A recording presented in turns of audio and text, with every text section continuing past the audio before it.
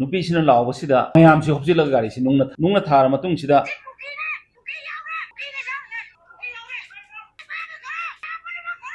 असिगिसि लाउबदगी खोइसाउनरबा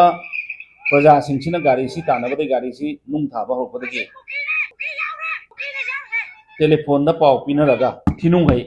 निंथौखोंदगी गारिसि लांथोख्र मतुंगदा थिनुंगैसिदा मयामसिना थटलगा हाइबदि cookie मचा यावरा हाबा पाउ si akoi aranba mana maram oiraga haijaba tare ko akoi khadang khanda hudabaduna maram oira haraga thinungai sida prajana thatlaga akoi singsi kanano na koi haiba kanda akoi gi manungda Assam Rifles soibane makoi se ki boi khangboi akoi se Assam Rifles ne haira kanda aduda kuki ama yawre haiba gi wakhalon sida mayam sina ana violent oiba maungda makoi da attack torpa matam da manungda lai khara su yarami lai khara yawba asina maram oiraga amuke hena prajada singna hanba ama pokuduna maram oiraga thodok asi gari du mai thare gari makoi gi lamina gari ama makoi dagi lai mundre makoi su yam thina pura kanda commando singna makoi rescue tawi du prajana so muk makoi mi am su mu rescue tawi akoi praja khungang adu gi praja singda loina na koi gi kanggu amana group amana haron group amana koi local gi oiba na haron group amana muk makoi se rescue tawon adu aina mayam da thamjani sidi akoi hekta district ta already tang taret ta gi yamna laibak thiba thodok amana maram oiraga tension yam wang laiba akoi gi district asida aduga ngarang gi amuk khangogana thokko irang amana maram oiraga akoi si amuk ke hena tension lari ge marak sida praja singi khoisauna ba praja singi sentiment sing adu akoi district sida lejariba akoi MLA taruk maksina asisi media gi through da koina appeal ama khatang tawjaningba aduga ngarang thokriba thodok adugi maramda prajada wafam amani khatang akoi sengdok chaningba duna koi media gi silinau punong koi koina koi taruk na hajaba tare hojik haki manungda honorable moirang ge MLA su thongbiragani aduga kumbi ge MLA na side ta lei adum thong mangam jada bani koi dam ta koi si asi se koi media gi silinau singa phamina na bai khudong sa basi logda bani koi tang taret ta yamna nungai taba laibak thiba thodo ama thoba matungda tang taret tugi afternoon maktada koi all party ge meet ama honorable chief minister gi lising makhada koi phamjabani adu ki hek followed by security koi gi lejariba state ki security sing gi oiba koi meeting ama mu phamjara kanda koi trade bear thodok sigi matangda athu amatamda koi thigatpa perpetrators singbu within 24 hours ta koi hingna natraga sina makoi ba koi phana na ba hona bana singba honorable chief minister gi akanba yathangi matungina security gi adugum laba state ki meeting sing loisili aduga army gi mating central paramilitary forces ki matungina koi ngasi phawa namit adudagi bombing operation si leptana ngasi phawa de koi chathajarali laibak thibadi ngarang si koi cherau bonu misu oiba gauragi cherau bonu misu oiba aduga manipur da lairiba CSO pumna mangna su cherau bonina akoi shanti thamnana ba akoi hingsa goi ba thabak any kind of agitation sing si akoi ngarang si lepna na bagi adugumba wa khara tana ki haibagi akoi da su paw leijai adugi matungina akoi thodok ama phawa thoktana na ba akoi ishor da su khorum jabane adu laibak thibadagi tang nipan da honorable chief minister gi lising makhada security combined security review meeting ama akoi phamba duda mamang da su aihanga thamjakhiba akoi gi sarkar asina arms ki smuggling drug ki smuggling na singba adugumba sing ase koi toba yaroi akoina angamba sakti thadokuna akoi tungi future mangada wa drug aduga arms ki manipur sida already problem le yo punamak sing asi akoi leitarna ba akoi sarkar sina honagani madu honabadana akoi punamak na mateng pangadabani haibagi akan ba wafam ama ꯑꯩꯈꯣꯏ ꯌꯨꯅꯤꯐꯥꯏꯗ ꯀꯃꯥꯟꯒꯤ ꯑꯗꯨꯒꯨꯝꯂꯕ ꯇꯥꯡ 9ꯒꯤ meeting ꯑꯗꯨꯗ honourable chief ꯃꯤꯅꯤꯁꯇꯔꯅ ꯇꯥꯛꯄꯤꯈꯤꯕ ꯑꯗꯨꯒꯤ ꯃꯇꯨꯡ ꯏꯟꯅ ꯃꯈꯣꯏ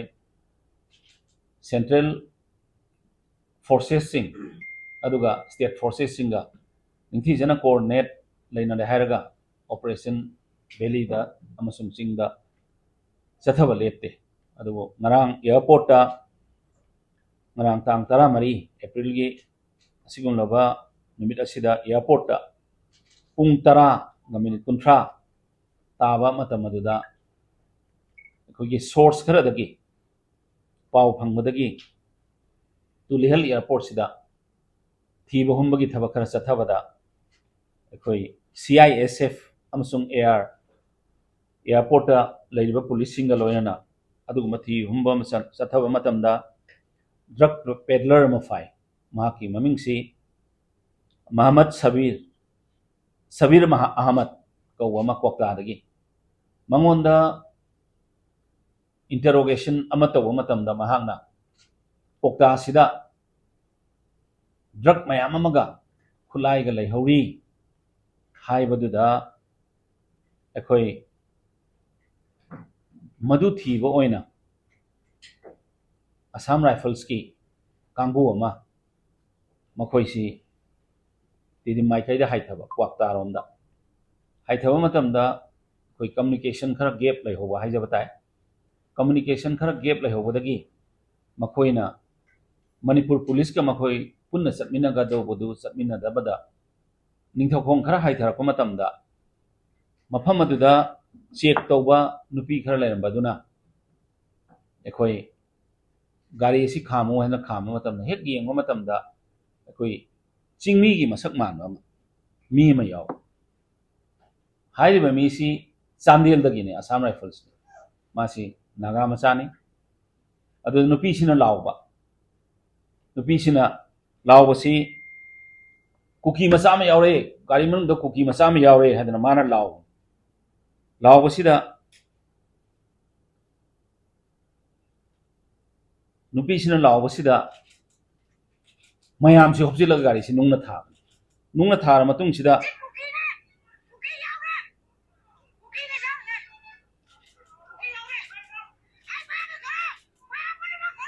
असिगी सि लावबदगी खोइसावनरबा प्रजा सिंसिना गाड़ी सि तानबदे गाड़ी सि नुंग थाबा होरपदगी टेलीफोन दा पाव पिनरगा थिनुंगै निंथौखोंदगी गाड़ी सि लांथोख्रे मतुंगदा थिनुंगै सिदा मयाम सिना थटलगा हाइबदी कुकी मचा यावरा हैबा पाव सी अखोई अरानबा मना मरम ओइरगा हाइजब तारे को अखोई खितंग खंदा होदबदुना मरम ओइर हैरगा थिनुंगै सिदा प्रजाना थटलगा मखोई सिंगसी कनानो नखोई हैबा कांदा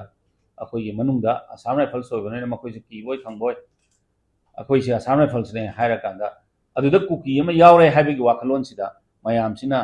यामना वायलेंट ओइबा मौंगदा मखोइदा एटेक तौरपा मतमदा मनुंगदा खुलाई खरसु यावरमी खुलाई खरा यावबा असिना मरम ओइरगा अमुक हेन्ना प्रजादा सिंगनाहनबा अमा पोकपुदुना मरम ओइरगा अखोई थौदोक असि गाड़ी दु मई थारे गाड़ी मखोइगे लामिनबा गाड़ी अमा मखोइदगी खुलाई मुनग्रे मखोइसु याम थीना फुरकांदा कमांडो सिंगना मखोइ रेस्क्यू तौई अदु प्रजाना सो अमुक मखोइ मी अमसु मु रेस्क्यू तौई अखोइ प्रजाना खुंगंग अदुगी प्रजा सिंगदा लोइनना अखोइगे कांगू अमना ग्रुप अमना नहारोन ग्रुप अमना मखोइसि हदि अखोइ लोकल गी ओइबा नहारोन ग्रुप अमना मखोइसि रेस्क्यू तौबन अदु अइना मयामदा थमजनिंग सिदि अखोइ हेक्ता वाही अमा सोइबना ngasi अखोइ हेक्ता ngaraंगी थौदोक चावरबा थौदोक अमा थोइ अदुगा मी मयाम अमा अशोक अपन नंगिबसे अखोइ ख्वाइदगी अखोइ लाइबक थीबनी मखोइना चंगसिलुबदसु ऑनरेबल चीफ मिनिस्टर अमसुंग अखोइगी सरकार असिना ड्रग अमसुंग आर्म्स स्मगलिंग तौबसिना मरम ओइरगा ngasi ड्रग्स कंट्रोल तौबा ngमक्रिबा डिसआर्मामेंट तौनबगीदमक्ता नहारोन सिंगना पाइरिबा और एनी टोमेंटिकना इलीगल ओइबा मवंगदा आर्म्स सिंग प्रोसेस तौरिबा पुनमंगसि थिंगबदा वासिलकपदुगी अखोइना सरकारना खरा कन्ना कोइ अदुगुम्बा यूनिफाइड कमांड की मीटिंग दुदा हाइरोबदुना मखोइसु मदु चंगसिलुबनी बट मसी कम्युनिकेशन गैप खरसो अखोई सिक्योरिटी की कोऑर्डिनेशन खरा वालहबदगी तवनी हैदना आई मयाम थमजनिंगी मसीदमक्ता आई आईजीआर साउथ का पाव फाउनजै मखोई हुजी हुजी कोर कमांड का तौरगा साइट टू द मखोई इंस्पेक्शन तौरी मखोई की साइट तगिसु अखोई थिगत होकटपगी यामना अथुब मतमदा आई तौरकने हाइबगी असी पथाजबम लेजै मरम अदुना अखोइना अखोई की मरु ओइना मणिपुर की प्रजादा अमसुंग बिष्णुपुर डिस्ट्रिक्ट की प्रजा सिंह अखोइन थमजनिंगी बसिदी अखोई थोखरिबा तांग तरेट की थौदोक सिदा ख्वाइदगी थमोय सोकवा यामना पिकलिबा अंगांग अनिसिगी मतौ करम लेखिद्रबनो मखोइसी अदुगुमलबा तमथीरबा मियोय कांबुसिंग अदो फाननबगी याम कन्ना अखोइना चंगसिलिबा मतम असे अथुबा मतमदा मसक खंगदोकपा ngamnanaba सरकार होनबसिदा प्रजा सिंह मतेंग पांगबियु हिंसा की थबक थादोकबियु हाइदुना अखोई तरुक बिष्णुपुर डिस्ट्रिक्ट की लेजरबे एमएलए अखोइना बिष्णुपुर डिस्ट्रिक्ट की प्रजादा अपील तौजरी अमसुंग मणिपुर की प्रजादा अखोई पुनमक खन्नरे हैरगा अखोई तौगदोबा अखोइना तुंग खोइबगी ओइबा असिगुम थौदोक असे अमुक हन्ना थोक्तरनबा अखोई तानमिनसी हिंसा की थबक लेपियु हुजिक मणिपुरदा लैरिबा इकोनॉमी की फिबम नोमगी चरा तांजबा कांबुगी अवाबा अदुगा वेजिटेबल थादना इंखोन कोइरगा हिंजरिबा कांबु सिंसिगी अवाबा मखोइगिदी पेरिशेबल आइटम ओइबनिना हेक्ता मांगिबा याबगी कयाम लेबा सिंसे असी यंगबिरे हैरगा अखोइगी हिंसा की थबक बन्ना चिंगबा थादोकपिरे हैरगा सरकार का निंथीजना वारी सानरे हैरगा कोइ खुसमनरगा अदुगुंबा पार्पिट्रेटर्स सिंगदो अथुब मतमदा मसक खंगदोकना होनाबदा कोई सरकार दा सहयोग तौबियो हैदना अपील तौजरी।